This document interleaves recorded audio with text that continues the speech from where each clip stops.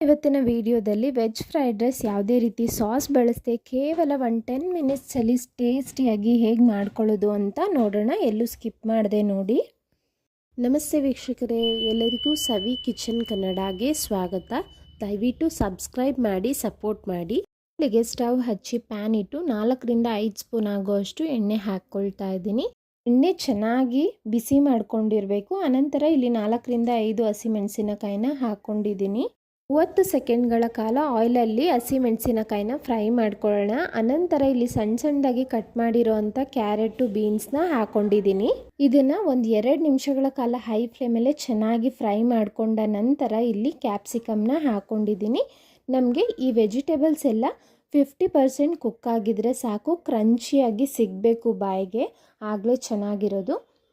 ಕ್ಯಾಪ್ಸಿಕಮ್ಮನ್ನು 1 ನಿಮಿಷ ಫ್ರೈ ಮಾಡ್ಕೊಂಡ್ಮೇಲೆ ರುಚಿಗೆ ತಕ್ಕಷ್ಟು ಉಪ್ಪು, 1 ಸ್ಪೂನ್ ಆಗುವಷ್ಟು ಶುಂಠಿ ಬೆಳ್ಳುಳ್ಳಿ ಪೇಸ್ಟ್ನ ಹಾಕ್ತಾ ಇದ್ದೀನಿ.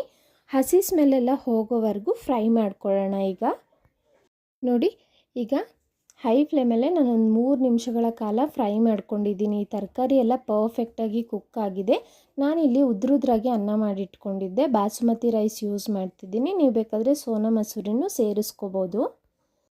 ಈಗ ರೈಸ್ ಹಾಕಿ ಚೆನ್ನಾಗಿ ಮಿಕ್ಸ್ ಮಾಡ್ಕೊಳ್ಳೋಣ. ಹೈ ಫ್ಲೇಮಲ್ಲೇ ಮತ್ತೆ 1 ರಿಂದ 2 ನಿಮಿಷ ತಿರುಗಿಸ್ಕೊಡಿ.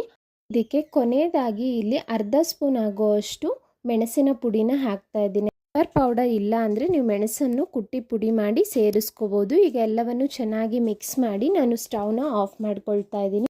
ಕೇವಲ 10 ಮಿನಿಟ್ಸ್ ಒಳಗೆ ಈ ರೆಸಿಪಿನ ಮಾಡ್ಕೊಬಿಡ್ಬೋದು. ಮಕ್ಕಳ ಲಂಚ್ ಬಾಕ್ಸ್ಗೂ ಹೆಲ್ತಿಯಾಗಿ ಈ ರೆಸಿಪಿನ ಟ್ರೈ ಮಾಡ್ಬೋದು.